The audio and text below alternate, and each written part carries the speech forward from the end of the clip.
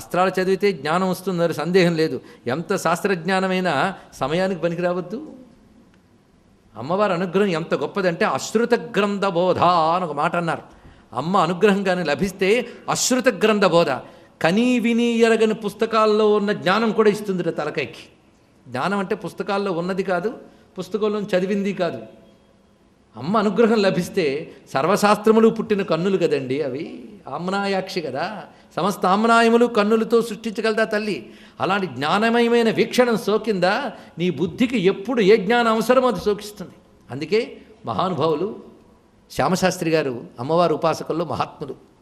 కాంచీపురం, అందులో బంగారు కామాక్షిదేవి ఉండేది కాంచీపురంలో. ఇప్పటికీ బంగారు కామాక్షి ఉన్న ఆలయం మాత్రం శూన్యంగా ఉంటుందండి. ప్రస్తుతం శ్రీచక్రం పెట్టి ఉంచారు.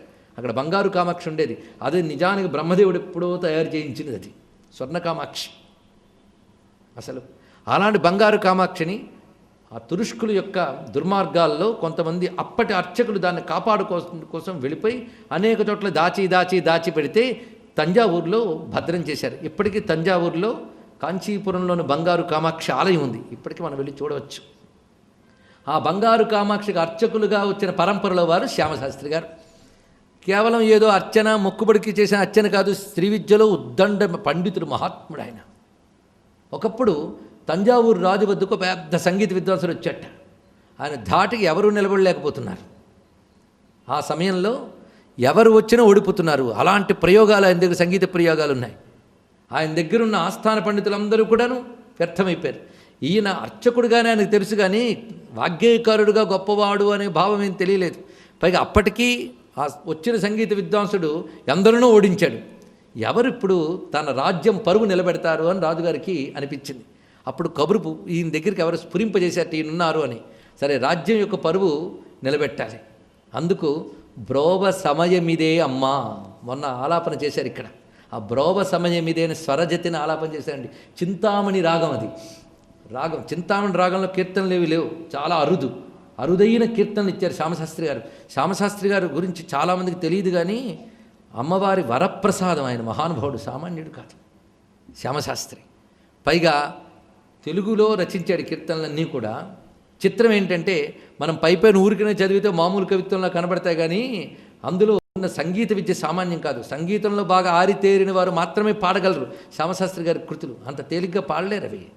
అందులో చింతామణి రాగం కూడా అది. అమ్మవారి పెద్ద భక్త చింతామణి కదా, అందుకే రాగం చింతామణి. చింతామణి అంటే ఏది చింతన చేస్తే అది ఇస్తుంది. ఆ కీర్తనల లక్షణం ఉంది. పైగా బ్రోవ సమయం ఇదే అన్నాడు.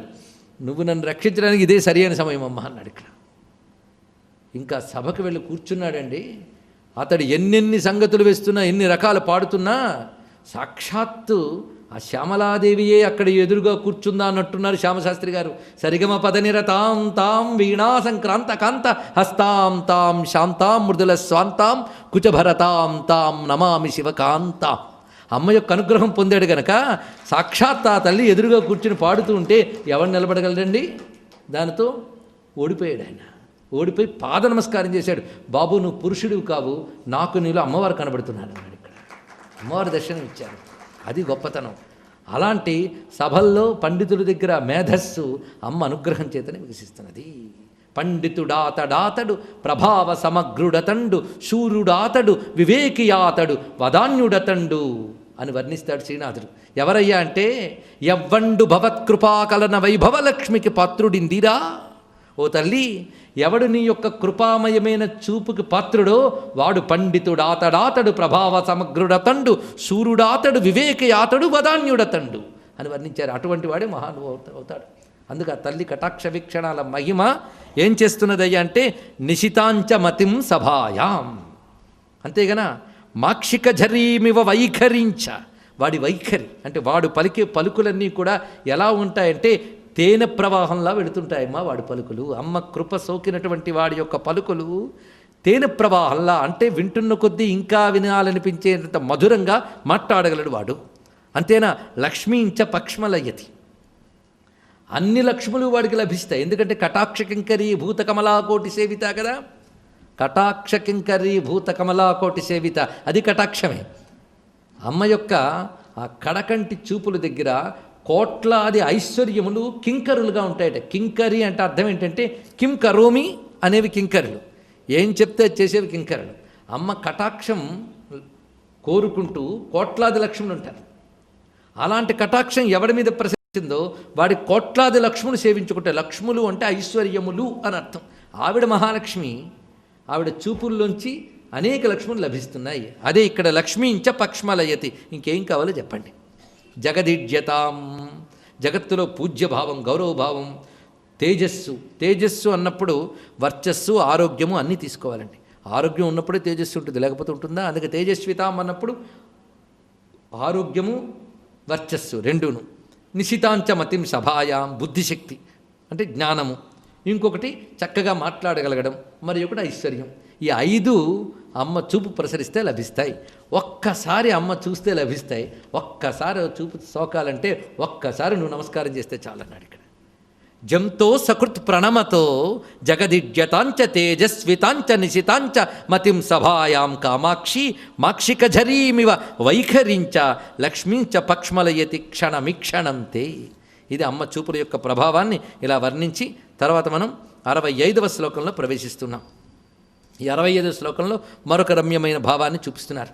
ఇక్కడ అమ్మవారి చూపులు గండ్రగొడ్డలతో పోల్చారండి. ఇక్కడ ఏమిటో ఈ పోలికలు. అప్పటికప్పుడే మెత్తగా కనిపిస్తే అప్పటికప్పుడే గండ్రగొడ్డలిట. మరి గొడ్డలు దేనికి పనికొస్తుంది? భవస్య హేత్యై జగతాంపతయే నమః. భవస్య హేత్యై, హేతి అంటే కత్తి, గొడ్డలి ఇలాంటి ఆయుధమే. అది దేనికి పనికొచ్చింది? భవస్య హేత్యై, సంసార వృక్షాన్ని నరికి వేసేటటువంటి గండ్రగొడ్డలి అన్నారు భగవత్కృపని రుద్రంలో. అమ్మ చూపు కూడా గండ్రగొడ్డలే. ఆ గొడ్డలి సంసారం అనే వృక్షాన్ని నరికేస్తుంది. సంసారం పెద్ద వృక్షం, మామూలు వృక్షమా? విషవృక్షం. కార్పణ్యపూర రసవర్ధితమంబా. ఓ తల్లి, కార్పణ్యం అనే రసంతో పెంచానన్నాడు. రసం అంటే జలం, కార్పణ్య జలం. కార్పణ్య జలం అంటే అహంకారం అనే జలంతో పెంచి పోషించాను. అహంకారం అంటే తీసివేయాల్సిన అహంకారం ఒకటి ఉంది మనకి. దేహమేననే భ్రాంతితో నన్ను మించిన వాళ్ళు లేడనే అజ్ఞానంతో చేసిన పనులన్నీ, ఇది కార్పణ్య రసం.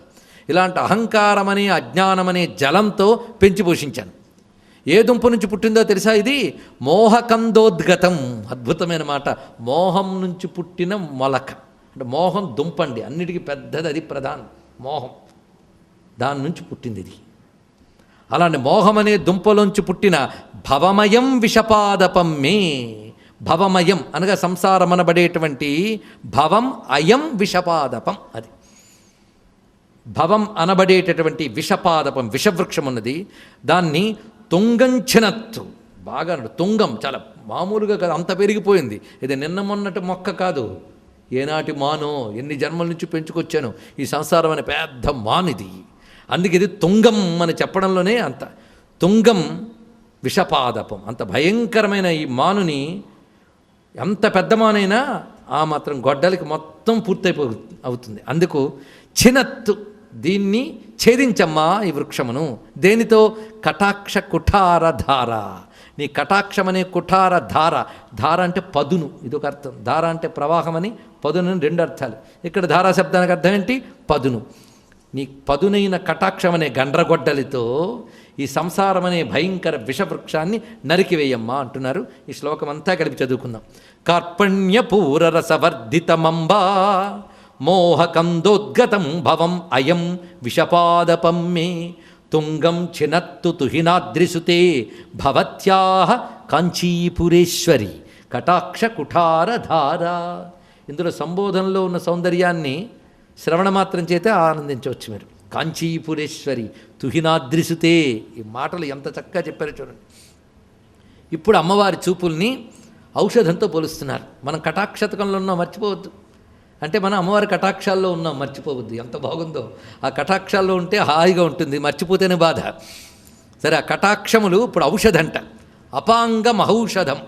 అపాంగం అంటే కటాక్షం కదా, కడకంటి చూపులని ఔషధం. ఔషధం దొరకాలంటే చాలా ప్రాసెస్ ఒకటి ఉందండి. అందులో రేర్ మెడిసిన్స్ దొరకాలంటే ముందు ప్రిస్క్రిప్షన్ ఉండాలి, లేకపోతే దొరకదు. ప్రిస్క్రిప్షన్ ఇవ్వాలంటే మంచి డాక్టర్ గారు దొరకాలి. అన్నిటికీ తోడు ఆ మందు దొరికి అదృష్టం ఉండాలి, అదొకటి ఉండాలి పక్కన. కొందరు డాక్టర్లు మందులు ఖచ్చితంగా దొరుకుతాయి, ఎందుకంటే వాడికే మందుల షాప్ వాడికి ముందు ఒప్పందం ఉంటుంది, వాడి దగ్గర ఉన్నవి వీడు రాస్తుంటాడు. అలాంటివి కాదు ఇది. అలా ఒప్పందాలతో వచ్చే మందులు కావు ఇవి. ఇది నిజానికి దొరకడం మహా కష్టం. ఎలా దొరకపెట్టుకుంటావో దొరకపెట్టుకో, నిర్మోహమాటంగా ఈ మందే రాస్తానంటాడు ఆ డాక్టర్ గారు. ఆయన ఎందుకంటే నిజమైన డాక్టర్లకు మొహమాటాలు ఉంటాయండి, వాడు అదే రాస్తాడు. అది వీడిది పట్టుకుని తిరగాల్సిందే, ఎంత అదృష్టం ఉంటే దొరుకుతుంది ఆ మందు. కనుకనే మంచి డాక్టర్ దగ్గర దొరకాలి. ఆ డాక్టర్ గారికి దయ పుట్టి మందు ప్రిస్క్రైబ్ చేయాలి, లేకపోతే మందు పేరు నాకే తెలుసు నువ్వు వెళ్ళిపోకూడదు. కొంతమంది గురుగారి దగ్గరికి వెళ్ళి ఫలానా మంత్రమే వాడిని వీళ్ళు అడుగుతారు, ఏమైనా బాగుందా అండి? డాక్టర్ గారి దగ్గరికి వెళ్ళి ఫలానా మందు రాసి ఇచ్చేయండి అంటే ఎలా ఉంటుంది? ఆ డాక్టర్ ఒప్పుకుంటాడా? నేను మొన్న నెట్లో చూశానండి, ఫలానా రోగానికి ఫలానా మెడిసిన్ అయితే ప్రిస్క్రిప్షన్ లేకపోతే ఏమన్నాడు, అది మీరు రాసి ఇచ్చేయండి అని వెళ్ళాడు గట్ట. అది చాలా తప్పు కదండి. అదేవిధంగా మనం గురువుల దగ్గరికి వెళ్ళి ఫలానా మంత్రం ఇవ్వు అనకూడదు. ముందు శరణ వేడితే నీ జబ్బు ఏ లెవెల్లో ఉందో చూసి ఆయన మందు ఇస్తాడు. అది నీ ఇవ్వకపోతే మరొకటి ఇస్తాడులేండి, లంచం పడిస్తే వాడి ఇస్తాడు ప్రిస్క్రిప్షన్ అంటే. అలాంటి గురువులు మనకు వద్దులేండి, వాడు ప్రమాదకారి, విషం కూడా రాసి ఇచ్చేయగలడు, వాడికి ఏం పోయి. అలాంటి డాక్టర్లు అంత ప్రమాదకారులు, అలాంటి గురువులు అంత ప్రమాదకారులే. అందుకే సరైన గురువు, సరైన ప్రిస్క్రిప్షను, తర్వాత అదృష్టం, 3 ఉండాలట. ఉంటే దొరుకుతుందిట అమ్మ చూపు అనే ఔషధం. ఇప్పుడు డాక్టర్ గారు ఎవరు, తర్వాత ఆ దొరికేదేది అన్నీ చూస్తున్నాడు. ప్రిస్క్రిప్షన్ ఇదే, మందు పేరే కదా రాసిస్తాడు ఆయన. కామాక్షి, ఇంతకీ రోగం ఏంటి అది ఉంది ముందు. అసలు అది రోగం అని కూడా కొందరు గుర్తించరు, అందుకే కన్సల్టెంట్కి దగ్గరికి వెళ్ళరు, అసలు కన్సల్ట్ చేయరు ఎవరిని. అందుకే రోగం అని గుర్తిస్తేగా, ముదిరిపోయినప్పుడు కూడా తెలియదు అది, పైగా ముదురుతున్న కొద్దీ తెలియదు, అదొకటి బాధ. కొద్దిగా లేతగా ఉంటే తెలుస్తుంది కానీ ముదిరిపోతున్న కొద్దీ పోల్చుకోవడం కష్టం, నయమవడం మరీ కష్టం. ఇక్కడ రోగం ఏంటో చెప్పాడు, ట్రీట్మెంట్ ఏంటో చెప్పాడు, డాక్టర్ ఎవడో చెప్పాడు. అన్నీ జాగ్రత్తగా చూడండి. కామాక్షి ఘోర భవరోగ చికిత్సనార్థం అభ్యర్చ్య దేశిక కటాక్ష భిషక్ ప్రసాదాత్ తత్రాపి దేవి. తత్రాపి, ఆ తత్రాపి దగ్గర పెట్టాడండి. అసలు తత్రాపి అంటే అయినప్పటికీ, ఇన్నైనా బట్ట ఒకటి ఉందన్నమాట. తత్రాపి దేవి లభతే సుకృతి కదాచిత్ అత్యంత దుర్లభం అపాంగమహౌషధంతే. అమ్మ యొక్క ఆ చూపు అత్యంత దుర్లభం. ఆ చూపు లభిస్తే అన్నీ సులభం అండి, ఆ చూపు లభించడం మాత్రం సులభం కాదు. అది ఇక్కడ ఆ చూపు అత్యంత దుర్లభం. అత్యంత దుర్లభమైన ఔషధం పొందాలి అంటే అది దొరికితే భవరోగ చికిత్స, ఈ సంసారం అనే రోగం తప్పకుండా చికిత్స చేయబడుతుంది. కేవలం అదే మెడిసిన్. పోనీ ఆ మందు దొరకకపోతే మరో మందు చెప్పండి, మరొక ఆల్టర్నేటివ్ మెడిసిన్ లేదు. నాణ్య పంథా విద్యతే యనాయ, మరొక మార్గము లేదు, మరొక మందు లేదు, ఒకటే మందు. ఆ మందు దొరికితే జబ్బు పోతుంది. ఈ మందు చూడండి, మన పురాణ కథల్లో, ప్రాచీన రాజుల కథల్లో ఒకటి ఉంటుంది. ఈ జబ్బు పోవాలి అంటే ఫలానా అడవిలో, ఫలానా సముద్రం లోపల, ఒక నాగకన్య ఒక తోట లోపల, అక్కడెక్కడో పెట్టె లోపల ఒక ఔషధం ఉందో తెస్తే ఇక్కడ, అంత తప్ప ఇంకో లేకపోతే చచ్చిపోతాడు వీడు, అంతే తప్ప దీని ట్రీట్మెంట్ లేదని చెప్తారు. అలా అనమాట. ఈ భవరోగ చికిత్స పోవాలంటే అదే అంత దుర్లభం. అయితే అమ్మవారి చూపు అనే మందు దొరకాలంటే మరొక చూపు అనే డాక్టర్కి ఉండాలట. ముందు ఈ చూపు పడాలి. ఈ చూపు ఒక డాక్టర్ గారు, ఈ చూపు డాక్టర్ గారే, ఆ చూపు మెడిసిన్. మనకు డాక్టర్ అవసరమే, మెడిసిన్ అవసరమే. ఎందుకంటే మెడిసిన్ ఏమిటో పోల్చుకు చెప్పేది డాక్టర్ గారేగా. అందుకే డాక్టర్ ఎవరయ్యా అంటే దేశిక కటాక్ష భిషక్ ప్రసాదాత్. అద్భుతం. దేశికం అంటే గురువు, కటాక్షం అంటే చూపు. గురువు గారి కటాక్షం అనబడే భిషక్ గారు అంటే డాక్టర్. గురు కటాక్షం అనే వైద్యుని యొక్క అనుగ్రహం చేత మాత్రమే భవరోగం చికిత్సకై అమ్మా నీ చూపు అనే ఔషధం ఏ పుణ్యాత్ముడో ఎప్పుడో పొందుతాడు అన్నాడు ఇక్కడ. ఏ పుణ్యాత్ముడో కతిచన చిదానందలహరి. కతిచన ఏ కొద్ది మందు, అందరికీ మందు దొరకదు, పుచ్చుకోవాలని బుద్ధి పుట్టదు, సరైన డాక్టర్ గారు దొరకరు, ఇన్నున్నాయి. అందే కామాక్షి ఘోర భవరోగ చికిత్సనార్థం అభ్యర్థ్య. డాక్టర్ గారి దగ్గరికి వెళ్ళి రిక్వెస్ట్ చేయి, ఊరికినే రాదు. అభ్యర్థ్య, అభ్యర్థన, గురు శుశ్రూష అది అనమాట. గురువు అంత తేలిగ్గా ఇప్పుడు శుశ్రూష చేయాలి. అభ్యర్థ్య దేశిక కటాక్ష భిషక్ ప్రసాదాత్ తత్రాపి. అంత గురువుగారు మంత్రం ఇచ్చి ఎన్ని చేసినా తత్రాపి దేవి లభతే సుకృతి. ఇక్కడ గొప్ప మాట అన్నాడండి, సుకృతి. ఇక్కడ పట్టుకోవాలి మనం జాగ్రత్తగా. గురువుగారు దొరికారు, గురువుగారి దగ్గర నువ్వు తపనతో అభ్యర్థన చేసావు. అభ్యర్థన చేసేటప్పుడే నీకు స్పృహ ఉండాలి. సంసార రోగము చికిత్స చేయబడాలి అనే స్పృహతో గురువుని ఆశ్రయించు. గురువుకి అభ్యర్థ్య, తపనపడు. అంత చేస్తే తత్రాపి, అప్పటికి మంత్రం ఇస్తే అయిపోయిందా, నువ్వు సుకృతి కావాలి. సుకృతి అంటే ఇదివరకు సుకృతాల గురించి నువ్వు వదిలేయి. నీ చేతిలో లేని దాని గురించి నీకెందుకు, నువ్వు ఇప్పుడు సుకృతి కావాలి. సుకృతి అంటే గొప్ప సాధకుడు, ఇది దీని యొక్క అర్థం. సుకృతి అంటే గత జన్మల పుణ్యాలను మాత్రమే కాదు ఇక్కడ అర్థం. సుకృతి, సు అంటే మిక్కిలిగా అని ఒక అర్థము, సు అంటే మంచి అని ఒక అర్థం.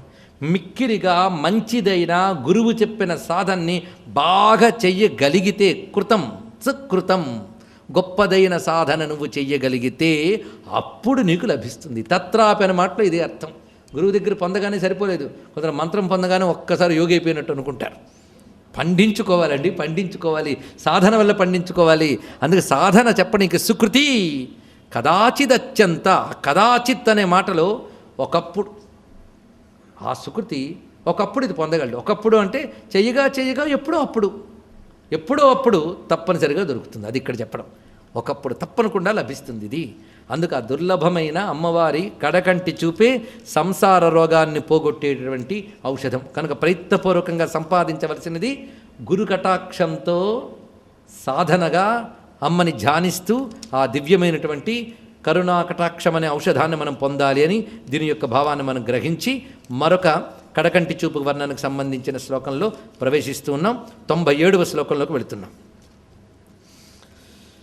యావత్కటాక్షరజనీ సమయాగమస్తే కామాక్షి తావదచిరాన్నమతాం నరాణాం ఆవిర్భవత్యమృతదీధితి బింబమంబా సంవిన్మయం హృదయ పూర్వగిరీంద్ర శృంగే.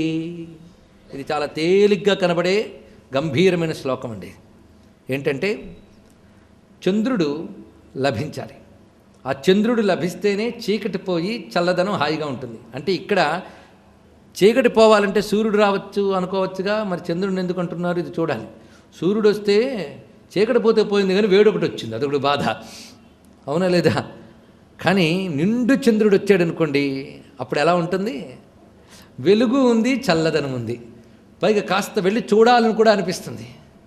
చీకటి పోగొట్టిన సూర్యుడిని చూడాలని సరదాగా తలెత్తగలమా? అందులో ఈ సీజన్లో వల్ల కాదు. మధ్యాహ్నం ఒకసారి గుర్తు తెచ్చుకుంటే చాలు మనకి.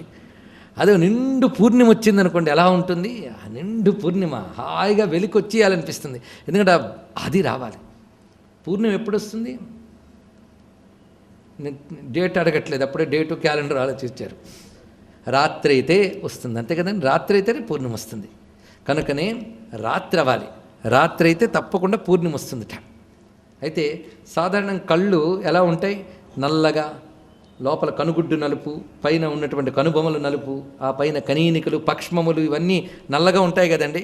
అలాగా ఆ నల్లదనం అంతా రాత్రిగా పోల్చి చూపిస్తే, అమ్మ యొక్క కనుచూపులనే రాత్రి మనకు లభిస్తే అప్పుడు అమృతమయమైనటువంటి జ్ఞానమనే చంద్రోదయం అవుతుంది అన్నాడు ఇక్కడ. అమ్మ చూపు లభిస్తే జ్ఞానచంద్రోదయం అవుతుంది. జ్ఞానచంద్రుడు అర్ధచంద్రుడు కాదు, పూర్ణచంద్రుడే. పైగా ఈ చంద్రుడు ఏదో హ్యూమిడిటీ ఆర్ద్రత ఇస్తాడేమో కానీ ఆ చంద్రుడు ఆవిర్భవత్ అమృతదీధితి బింబం అన్నారు ఇక్కడ. అమృతదీధితి బింబం అంటే అమ్మ చూపు ప్రసరించగానే, అంటే అమ్మ చూపు సోకడం అనే రాత్రి మనకు ప్రవేశిస్తే ఆ జ్ఞానామృత చంద్రోదయం జరుగుతుంది. జ్ఞానోదయం అంటామే, అదండి అసలైన జ్ఞానోదయం. చంద్రబింబంతో ఎందుకు పోల్చారంటే అజ్ఞానం నశిస్తున్నది, తాపం పోతుంది. జ్ఞానం యొక్క లక్షణం ఏంటంటే అజ్ఞానాన్ని పోగొట్టడం ఒక్కటే కాదు, తాపాన్ని పోగొట్టాలి. అది జన్మజన్మల తాపత్రయాల్ని పోగొట్టి శాంతిని, ప్రసన్నతని కలిగించాలి. అందుకు ఆ జ్ఞానమనబడేటటువంటి చంద్రోదయం కావాలి అంటే సంవిన్మయం అమృతదీధితి బింబం. ఆ మాట సంవిన్మయం, సంవిత్ అంటే జ్ఞానం, బ్రహ్మజ్ఞానబడబడే అమృత చంద్రోదయం ఎప్పుడు లభిస్తుంది? అమ్మ కటాక్షము లేనివాడికి బ్రహ్మజ్ఞానము లభించదు. ఇది తెలుసుకోవాల్సింది. ఈశ్వరానుగ్రహాదేవ పుంసామద్వైత వాసన. ఈశ్వరానుగ్రహం లేనిది లభించదండి. అందుకే భక్తి ఇవన్నీ అక్కర్లేదండి, ఆత్మజ్ఞానం చాలండి, రాదండి. అది ఇక్కడ తెలుసుకోండి. భక్తి లేని వాడికి జ్ఞానం ఏమిటి? భక్తి ఉంటేనే ఒక్కసారి ఆయన కటాక్షం ప్రసరిస్తుంది. ఆయన కటాక్షంలోంచి ఆ జ్ఞానచంద్రోదయం జరుగుతుంది. అందుకే ఈశ్వర కటాక్షం అంత గొప్పది. ఒకవేళ జ్ఞానము విచారణ లేకపోయినా ఈశ్వర కటాక్షం కోసం కూడిన నిష్కపటమైన ప్రగాఢమైన భక్తి ఉంటే చాలండి, తప్పకుండా అనుగ్రహం లభిస్తుంది. అందుకే భక్త్యా త్వనన్యయా శక్య అహమేవం విధోర్జున జ్ఞాతుం ద్రష్టుంచ తత్వేన ప్రవేష్టుంచ పరంతప అంటున్నాడు కృష్ణ పరమాత్మ. భక్తి తప్ప మరొక మార్గంతో నన్ను తెలుసుకోలేరు, నాలో ప్రవేశించలేరు, నన్ను చూడలేరు అని చెప్పాడు కదా మహానుభావుడు. అందుకే ఆ భక్తి కలిగిన వారిపై అమ్మ యొక్క చూపు ప్రసరిస్తుంది.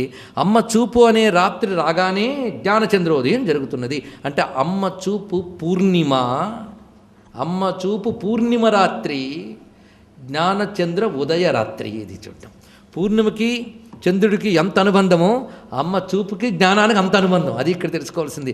కనుక అమ్మ చూపు ఏదో అమావాస్య రాత్రి కాదు, ఎప్పుడూ పూర్ణిమ రాత్రియే. అది ఇక్కడ చెప్పడం ఇందులో విశేషం. యావత్ కటాక్ష రజనీ సమయాగమస్తే కామాక్షి తావదచిరాన్నమతాం నరాణాం. ఒక్కసారి చూపు పడితే పూర్ణిమ వస్తే నిండు చంద్రుడు రావడం ఎంత సహజమో, ఎంత తొందరగా జరుగుతుందో, అదేవిధంగా నీ చూపు ప్రసరిస్తే అచిరాత్ వెంటనే లభిస్తున్నది ఆ జ్ఞానచంద్రోదయం ప్రసరణ. ఎక్కడ ఉదయిస్తున్నది? హృదయపూర్వ గిరీంద్ర శృంగే. చంద్రుడు సాధారణంగా ఉదయగిరి మీద ఉదయిస్తాట, జ్ఞానచంద్రుడు హృదయగిరి మీద ఉదయిస్తాటండి. ఇక్కడ హృదయగిరిపై ఉదయించాలి. హృదయగిరిపై ఉదయించాలంటే అమ్మ చూపనే పూర్ణిమ రావాలి. ఆ పూర్ణిమ కోసం చూద్దాం. అదే పూర్ణిమ. ఆ పూర్ణిమే నిండు కళలు. అప్పుడే అమ్మవారిని ఆరాధన చేస్తున్నాం.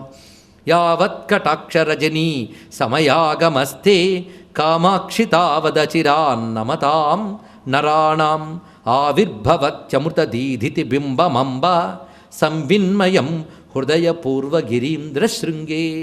ఇక్కడ నమతాం నరాణాం అనే మాట ఉన్నది. అంటే నమస్కరించిన నరులు అంటే భక్తజనులు. భక్తజనులకు మాత్రమే ఆ జ్ఞానోదయం. అది చెప్పడం ఇందులో ఉన్నటువంటి విషయం. భక్తి లేని వాడికి లేదు అనే ప్రస్తావన ఇంత అందంగా ఇక్కడ చూపిస్తున్నాడు. దాని తర్వాత మళ్ళీ మనం 99వ శ్లోకంలోకి ప్రవేశిస్తున్నాం. అంటే కటాక్షతకు అయిపోతుందా? అయితేనే కదా మందస్మితం, అయితేనే కదా రేపు పూర్తి. అజ్ఞాత భక్తిరసమ ప్రసరద్వివేకమత్యంత గర్వమనధీత సమస్త శాస్త్రం అప్రాప్త సత్యమసమీపగతంచ ముక్తే కామాక్షి నైవ తవ కాంక్షతి దృష్టిపాత.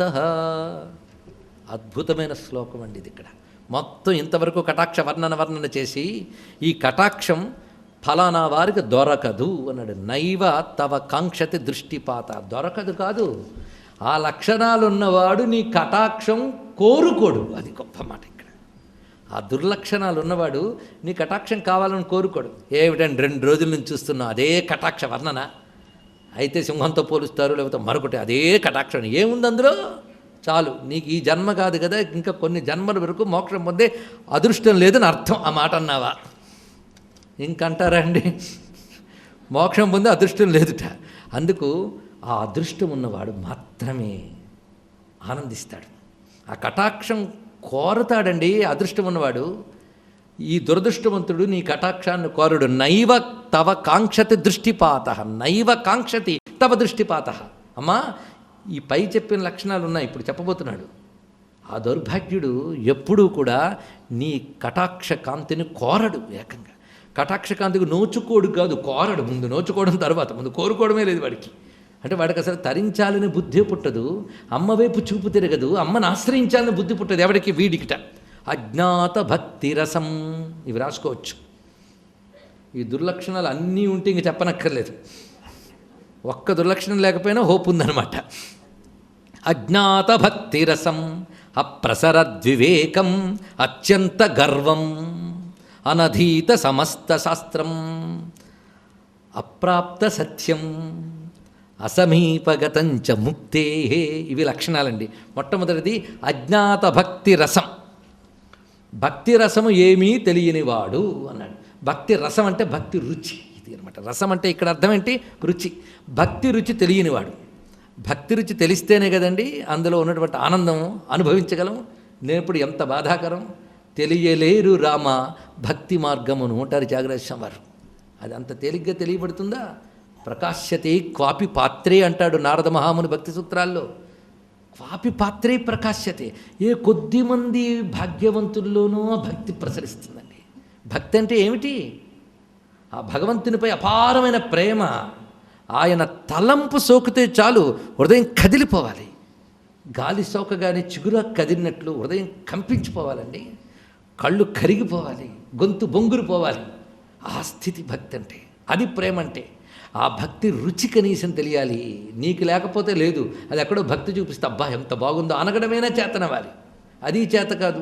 ఎంత భక్తి రసవత్ కవిత్వాలు చెప్పినప్పటికీ చండ్రదినుసుల్లో కూర్చుంటాయి కొన్ని శరీరాలు. వాళ్ళు ఎప్పుడు తరిస్తారు?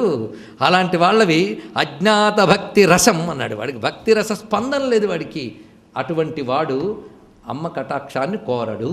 అజ్ఞాత భక్తి రసం అయిన వాడు కోరడు. ఇక అప్రసరద్వివేకం, వివేకం అనేది ఏమాత్రము ప్రసరించని వాడు కూడా కోరడండి. అది వివేక ప్రసరణ ఉండాలి. వివేకం అంటే ఇది ఒకటి చాలా చిత్రమైన పదం. వివేకం, వివేకం అనే మాట నిత్యానిత్య వస్తు వివేకం అని అక్కడ వాడేది. వివేకం అంటే వేరు చేసి చూడగలుగుట. ఇది దీని యొక్క డెఫినిషన్. వివేకం అనే మాట వేరు చేసి చూడగలుగుట అంటే నిత్యమేదో అనిత్యమేదో నువ్వు వివేచన చేయగలగడం వివేకం. వివేచన ఆలోచించి నిర్ణయించగలగాలి. అలాంటి వివేకం అనేది లేనివాడు వాడు కూడా నీ కటాక్షాన్ని కోరడు. కటాక్షం అంటే జ్ఞానం అని ముందే చెప్పుకున్నాం మనం. అత్యంత గర్వం, ఇది ఒక పెద్ద దౌర్భాగ్యం అండి. సృష్టిలో దేనికి పనికిరాడు కానీ ఇది మాత్రం చాలా ఉంటుంది. ఏది అత్యంత గర్వం. ఏదో కాసింత ఉంటే ఎప్పటికైనా వదిలే హోప్స్ ఉన్నాయి. ఇది అత్యంతం అయిపోయింది, అది వచ్చింది బాధ. అంటే మిక్కిలి గర్వము, తనను మించిన వాడు లేడు, తెలిసిందే ఇంత అదే ఎంతో అనుకుంటాడు, దానితో తనని మించిన వాడు లేడు అని. ఈ గర్వం పెరగడానికి అనేకం దోహదపడతాయి. ధనం కావచ్చు, యవ్వనం కావచ్చు, అన్నీ అనుకూలిస్తూ ఉన్నా గర్వం పెరుగుతుంది. ఏది ముట్టుకుంటే అదే సక్సెస్ అనుకోండి, అది మహాప్రమాదం. వాడికి పెరిగే అవకాశం ఉంది గర్వం. నిజానికి ఏవి మంచివి అనుకుంటామో అవన్నీ గర్వం పెరగడానికి దోహదపడేవే. విద్యామదం, ధనమదం, పదవీమదం, యవ్వనమదం, అధికారమదం, ఒకటేమిటి ఇన్నున్నాయి. ఇవన్నీ నిజానికి గొప్పవే. దుర్మార్గుడి దగ్గర ఇవన్నీ మదానికి పనికొస్తాయి. అది ఇక్కడ వీటితో ఏర్పడుతుంది గర్వం. అందుకే బాగా డబ్బున్నవాడు నేను దేవుడిని నమ్మనండి అన్నాడు, అన్నీ బాగున్నాయి కనుక. ముప్పూట్ల తిండి దొరుకుతున్నంతసేపు దేవుడు గుర్తురాడు, జబ్బో ఏది రానంతసేపు దేవుడు గుర్తురాడు, అన్నీ బాగున్నాయి. ఎందుకు గర్వం వచ్చేసింది వాడికి. అందుకే అత్యంత గర్వం, అనధీత సమస్త శాస్త్రం, శాస్త్రాధ్యయనము చెయ్యనివాడు. వాడికి కూడా అమ్మ కటాక్షం కావాలని బుద్ధి పుట్టదుట. ఎందుకంటే కనీసం శాస్త్రములు అధ్యయనం చేస్తే, ఓ భాగవతమో రామాయణమో లేదా సూత్రములో ఉపనిషత్తులో ఏదో ఒక శాస్త్రాన్ని అధ్యయనం చేస్తే వాడికి ఓహో అంత గొప్ప వస్తువు ఒకటి ఉంది, అది పొందాలని కోరిక పుట్టచ్చు. అందుకే శాస్త్రాధ్యయనము చెయ్యనివాడు. అప్రాప్త సత్యం, సత్యాన్ని పొందనివాడు అన్నాడు ఇక్కడ. ఈ మాట చాలా చక్కటి మాట. సత్యాన్ని పొందనివాడు అంటే సత్యం అంటే అర్థం ఏంటి? ఏది నిజమైనది, ఏది నాశనము లేనిది అనేది తెలియనివాడు అని అర్థం. అప్రాప్త సత్యం. రెండవది అసమీపగతంచ ముక్తేహి, తర్వాత మాట ముక్తికి దగ్గరికి రానివాడు అన్నాడు ఇక్కడ. గొప్ప మాట. అంటే వాడికి మోక్షం ఇంకా చాలా దూరంలో ఉందిట. వాడు ఇంకా మోక్షానికి దగ్గరికి రాలేదు. పోనీ ఈ జన్మలోనైనా మోక్షం పొందుతాడా అంటే హోప్ లేదు అసలు వాడికి. ఇంకా ఎన్నో జన్మల దూరం ఉన్నాడు మోక్షానికి వాడు. కానీ అంత దూరంగా ఉన్నటువంటి వాడికి నీ కటాక్షం కావాలనే బుద్ధి పుట్టదు. ఇక్కడ శాస్త్రం ఒక మాట చెప్తున్నది, మనకు మోక్షం ఉండే అవకాశం ఉందో లేదో దాని సహాయంతో తీసుకోవచ్చుట. అమ్మ కటాక్షం నాకు కావాలి అనే కోరిక కలగలేదా, అయితే నువ్వు మోక్షానికి చాలా దూరం ఉన్నావు. ఎంత దూరం ఈ చాలా అనేది? మీ టైమింగ్ ఎంత పెర్మిట్ చేస్తే అంత. చాలా చాలా ఏదైనా చాలావే, అందులో సందేహం లేదు. ఎంతో దూరం, అది ఇక్కడ అర్థం. వాడు చెప్తాడు శాస్త్రంలో, సూత్ర సంహితలో గొప్ప మాట చెప్తాడు. ఏమనంటే మోక్షం చాలా దూరంగా ఉన్నవాడికి ఎలాంటి బుద్ధులు పుడతాయి చూడండి.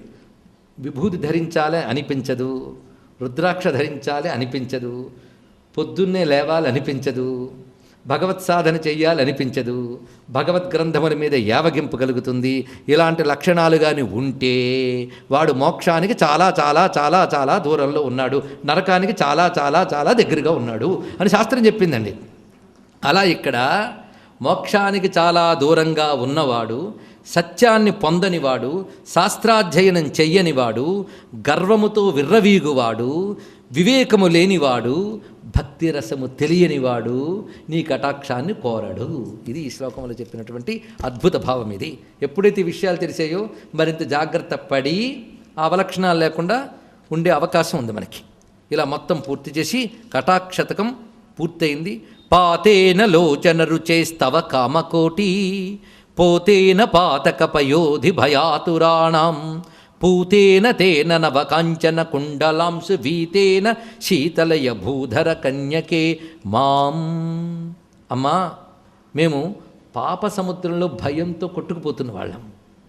భయంతో సముద్రంలో కొట్టుకుపోతూ రక్షించేవాడు ఎవడా అని. సముద్రం అండి, ఒడ్డు కూడా కనబడదు. అలాంటి సముద్రంలో, పాప సముద్రంలో కొట్టుకుపోతూ భయంతో ఉన్నటువంటి వాడికి ఒక ఓడ కనబడితే ఎలా ఉంటుందో నీ చూపు అలా ఉంటుందమ్మా అన్నాడు ఇక్కడ. అందుకు పాప సముద్రంలో భయంతో కొట్టుకుపోయే వాడికి ఓడ నీ చూపు. అయితే ఓడకి అటు ఇటు కదిలించే తెరచాప ఉండాలట. ఆ తెరచాప ఏంటంటే కదులుతున్న నీ కుండలాల వెలుగే తెరచాప అన్నాడు ఇక్కడ. ఆ తెరచాపతో ఉన్నటువంటి నీ దృష్టిపాతం అనే పోతం అంటే పడవ, ఇది అర్థం. పోతం అన్నాడు. పోతం అంటే పడవ. పాతేన లోచన రుచేస్తవ కామకోటి పోతేన పాతక పయోధి భయాతురాణం పూతేన తేన నవకాంచన కుండలాంసు వీతేన శీతలయ భూధర కన్యకే మాం. ఇది ఆఖరి శ్లోకం. కటాక్ష శతకం పూర్తయిపోయింది. ఇంకా మిగిలిన శతకం మందస్మిత శతకం. దీనిలోకి ప్రవేశిస్తున్నాం. ఆ రమ్యమైన మందస్మిత శతక శ్లోకాలు. ముందుగా ఆ మందస్మితమనే జ్యోతికి నమస్కారం అన్నాడండి. చిరునవ్వు జ్యోతిట, పెదవని ప్రమిదలో వెలుగుతున్న జ్యోతి అనుకుందాం. అలాంటి జ్యోతికి నమస్కారం. పైగా ఆ జ్యోతికి మేము ఇవాళ రేపు కాదు రోజు నమస్కారం చేస్తూ ఉంటున్నాడు. బధ్నీమో వయమంజలిం ప్రతిదినం బంధచ్చిదే దేహినాం కందర్పాగమతంత్రమూల గురవే కళ్యాణకేళీ భువే కామాక్ష్యాఘనసార పుంజరజసే కామద్రుహశ్చక్షుషాం మందారస్తబక ప్రభామదముషే మందస్మిత జ్యోతిషే మందారస్తబక ప్రభామదముషే మందస్మిత జ్యోతిషే బధ్నీమో వయమంజలిం ప్రతిదినం. మేము ప్రతిరోజు 2 చేతులు దోయిలించి నమస్కరిస్తాం. దేనికి? ఆ చిరునవ్వని జ్యోతికి నమస్కారం చేస్తాం.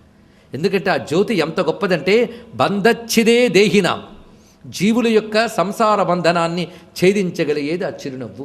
మరి చూపో 2 కలిసి వస్తాయని చూపాను. కళ్ళు అలా చూస్తూ నవ్వకుండా కూర్చున్నాం అనుకోండి, వాడు కరుణతో చూస్తున్నాడో ఇంకేదేంటో చూస్తున్నాడో అర్థం కాదు.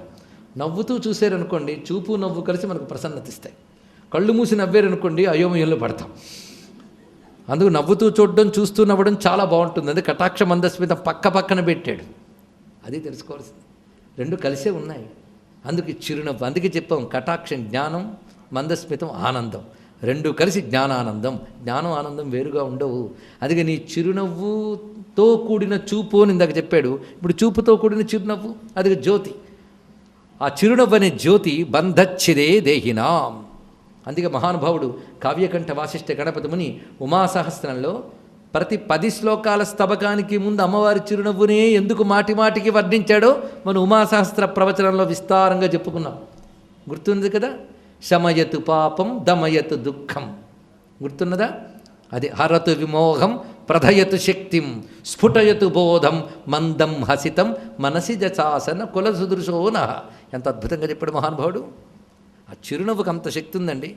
అందుకు మందచ్చిదే దేహినాం కందర్పాగమతంత్రమూల గురవే కళ్యాణకేళీ భువే. ఆ చిరునవ్వు బంధములు ఛేదిస్తున్నది. 2వది కందర్పాగమతంత్రమూల గురవే. చాలా గొప్ప మాట అండి. కామతంత్ర విద్యకి మూల గురువు ఆ నవ్వు అన్నాడు ఇక్కడ. అంటే అమ్మ నవ్వులోంచి కామతంత్రం పుట్టిందట. మరి చూపులోంచి పుట్టింది నిన్న చెప్పారండి. అనంగతంత్రం ఆనందకందం అనిమేషం అనంగతంత్రం 2 ఒకటే. ఎందుకంటే ఈ చూపు ఆ నవ్వు కూడా కాది విద్యా స్వరూపము. అది కందర్పాగమ తంత్రం అంటే కాది విద్య, శ్రీ విద్యను. ఒకటి పరమేశ్వరుని వశం చేసుకోగలిగేటువంటి చూపు నవ్వు 2ను. పైగా పరమేశ్వరుడు చాలా ధైర్యంగా ఉన్నవాడు. ఆయన మందస్మిత ప్రభాపూర మజ్జత్ కామేశ మానస. శివుని యొక్క బిగువైన హృదయం ఏమైందయ్యా అంటే ఈమె చిరునవ్వనే ప్రవాహంలో మొనకలు వేసి కొట్టుకుపోయింది చూడండి అక్కడ. అది ఇక్కడ మందస్మిత ప్రభాపూర మజ్జత్ కామేశ మానస. అంత ధైర్యంగా కూర్చున్న శివుడు అమ్మవారి చిరునవ్వనే ప్రవాహంలో మునిగిపోయాడు అన్నాడు ఇక్కడ. ఆయన మనస్సు